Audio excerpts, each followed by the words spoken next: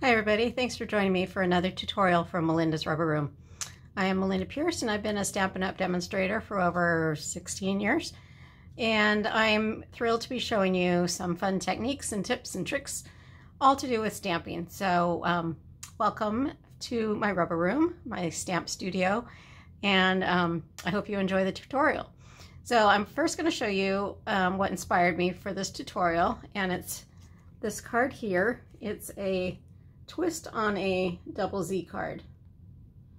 So we have the little fence here, and that is from the Autumn Goodness stamp set and die, along with all of the embellishments that I have here, all the different stamps and dies that I've cut out here. Those are all from that same stamp set. So I'm going to point you down so you can see my work surface and get a better idea as to what I'm talking about.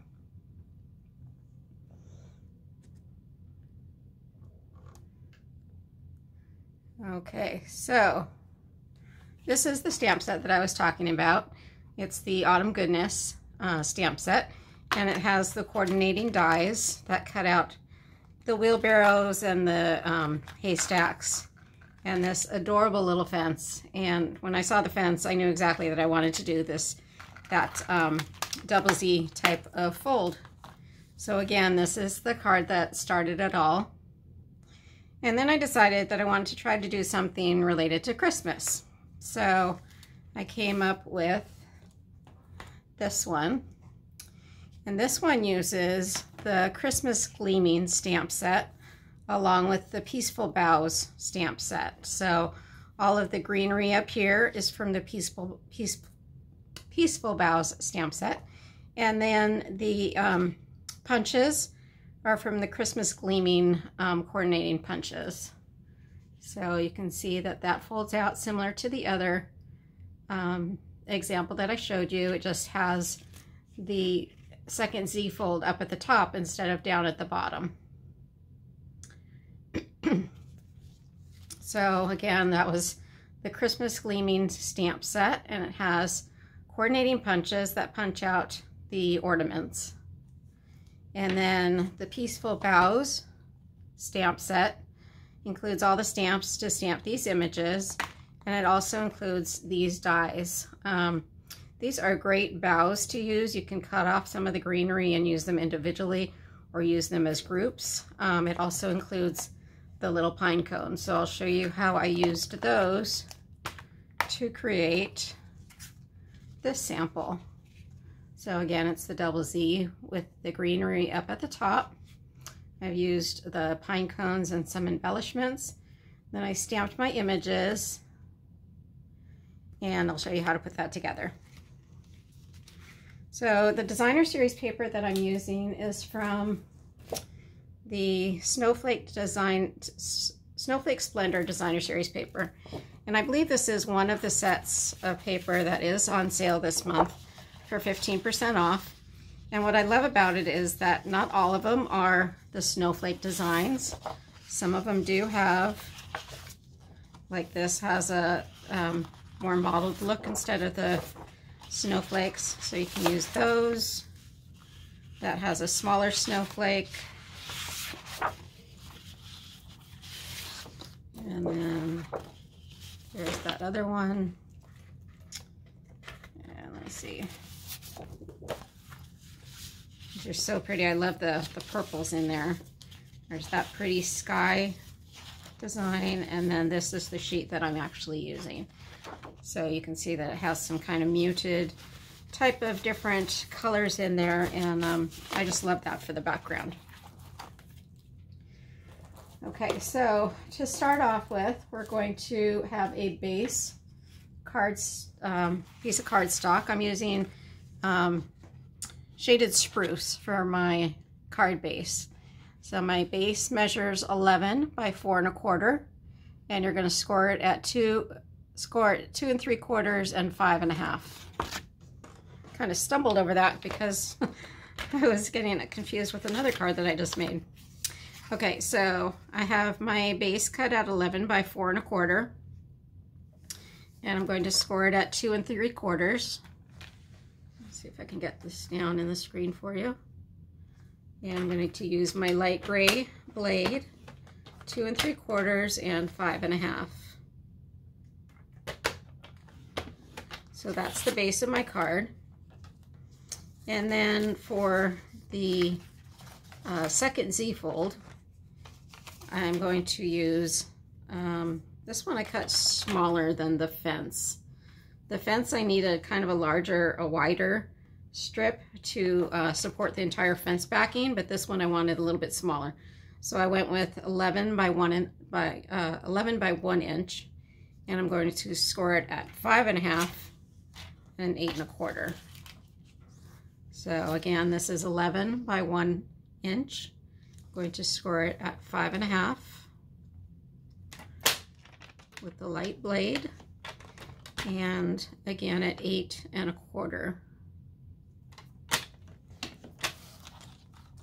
Now what I thought was interesting about this fold, I don't know if some of you have done the double Z fold before, but the score lines on the base of the card are the exact opposite of what's on the second Z fold. So this bottom is going to be the same size as this longer strip here, and then these two folds are going to coordinate with these two folds. But when you assemble it, the long piece goes on the top, and this folds out and this folds in, and it gets attached like that. So this piece, again, the larger piece, is opposite of this larger piece. I hope that makes sense. So we're going to stick that aside for now. And then we have our designer series paper. Your designer series paper is going to be 2 pieces that measure 2 1/2 by 4. And those are going to be attached to your card base like that. And then you have 1 piece that is 5 1/4 by 4, and that gets attached to the wider piece. Okay, so I'll just go ahead and do that.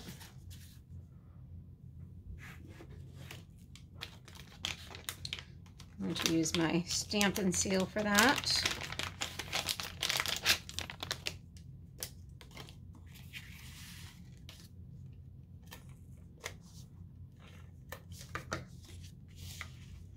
So this double Z fold is actually a very popular fold, but most people usually put a wider piece as their second Z or their top Z.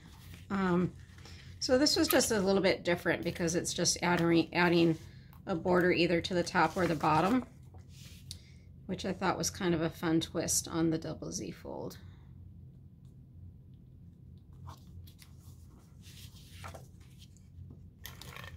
I just love how you can take one idea and just kind of twist it a little bit and get a totally different look, or just a new take on a old type of idea when you're stamping. Okay, so there is the base of our card. Now I'm going to go ahead and attach my top Z. So I'm going to take the smaller section, and that is going to marry up right to the edge and to the top of this larger section.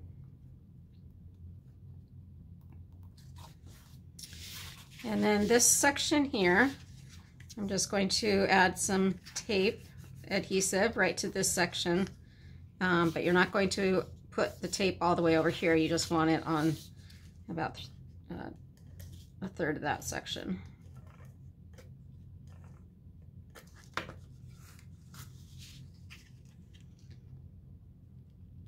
And if you have your card all folded up when you attach this, you can make sure that everything is going to lay down nice and flat for you, so you can see how that works, and you can see from the top how that looks on the card. Okay, so that is the most difficult part of this card, believe it or not. The rest of it is just decorating, and I've already cut out a bunch of the boughs from the Peaceful Boughs stamp set, and I'm just going to start attaching those as soon as I find my glue. And again, when you're attaching the boughs, you want to make sure that you're not attaching it to anywhere where they will overhang the base of your card.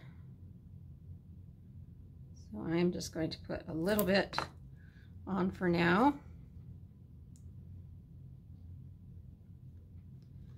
So in other words, I wouldn't want to put any adhesive on this section here because that might get stuck to the other segments of my card, which I wouldn't want.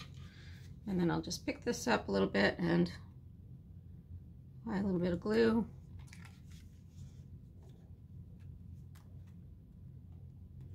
You want to make sure it's not overhanging your card either, otherwise it's going to get smushed in your envelope. Okay, this part here is okay to glue down, so it's just going to stay flat.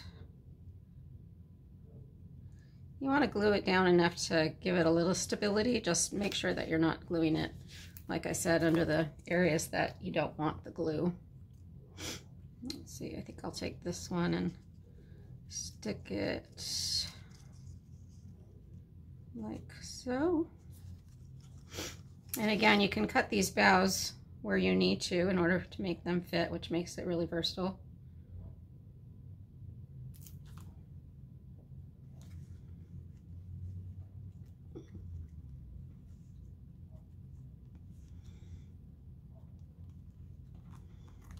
Okay, so that's my first section.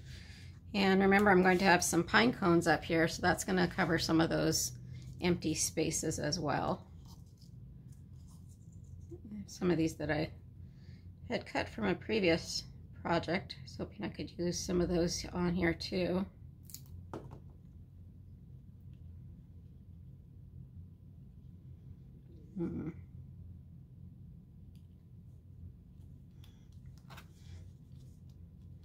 So in this section, you want to make sure that you're not getting in the way of this fold that's right here, because that's going to mess up your bow. So I think I'm going to lay this one up on top to fill in some of that space.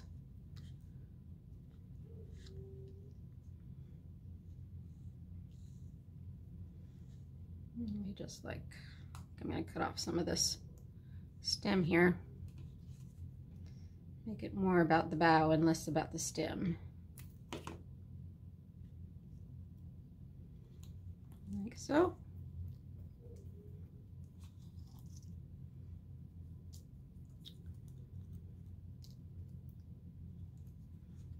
I have a couple of little single ones that I'll add in here. Again, I have this little fold right in the middle of this section, so I have to be a little careful with how I'm placing those.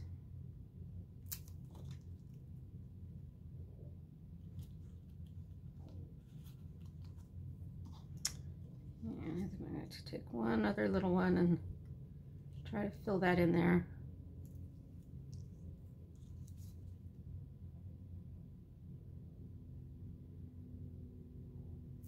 So again, all of this is done with shaded spruce. I think it's one of my favorite colors for Christmas cards this year. It's just a really nice green. Okay, and then we have the pine cones. So the pine cones are cut out with two different dies. So one is cut out with Early Espresso, and that's the detailed die. And you can see that I've attached some double-sided tape to this. And I'm just going to take my pick a tool and try to pick out some of these little pieces that were left behind. So whenever you're using an intricate die, it's a good idea to use the double adhesive tape, or the tape sheets, adhesive sheets, I believe is what they're called in the catalog. And it basically prepares your cardstock so you can make a sticker out of it. So you put it onto your cardstock before you run it through your cutting machine. You go ahead and cut your image out using your die, and that way your adhesive is already stuck to your image. And that way you don't have to worry about gluing all these little sections down. It's already adhesive for you. Okay, so I think I got all those little guys out. I'm just going to use my take a pick tool to separate out that adhesive sheet, like so. So now this is ready to be stuck onto the crumb cake pine cone that I cut out as well. So you just stick it in place like that. Looks like I missed one of those. There we go. All right, so now all I have to do is attach my pine cones, and I'm going to use dimensionals for those.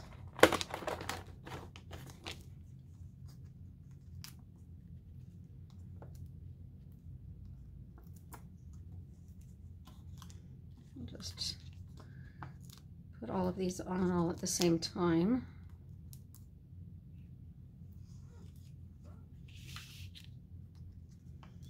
I've already attached my other pine cones to their backings, so they're all ready to go.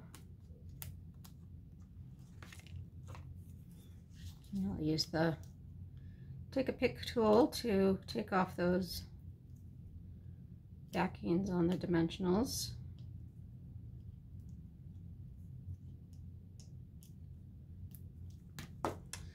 Now I'm just going to fill in some of the areas that don't have quite as many boughs, where there's a little bit more opening.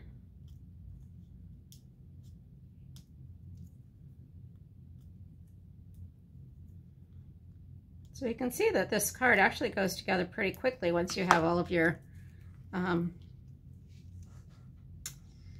die cuts done. I think that's probably what takes the longest.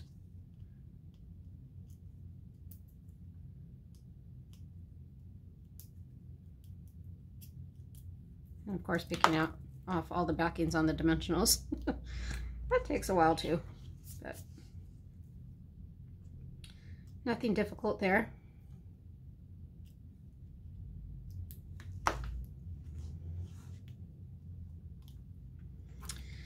Okay, so on my original one, I used some little, can't tell if they're clear or actually metallic little embellishments on there. On here, you can see the little embellishments. So this time I'm going to use the red rhinestone basic jewels. These can be found in the main catalog. I like the size of them. It looks like they're all the same size, and you get a lot of them, which is nice if you're going to do a lot of Christmas cards and have to use a lot of them.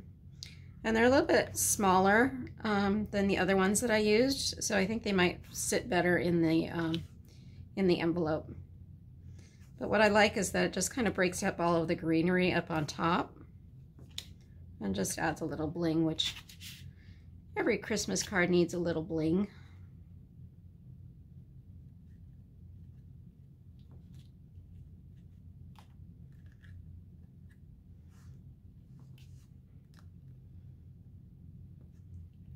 Just a couple more. Did you lose that one?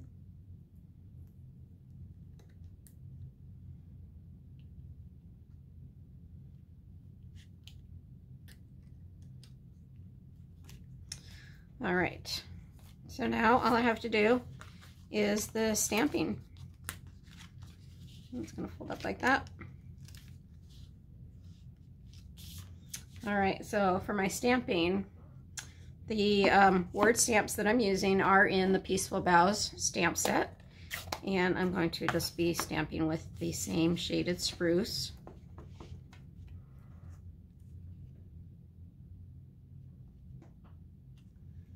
Probably should have done this before I did all of the embellishments, because it does get a little tricky to stamp when your surface isn't totally flat, but I think it worked out okay. So for this one, you have to get it pretty close to the side in order for the saying to show.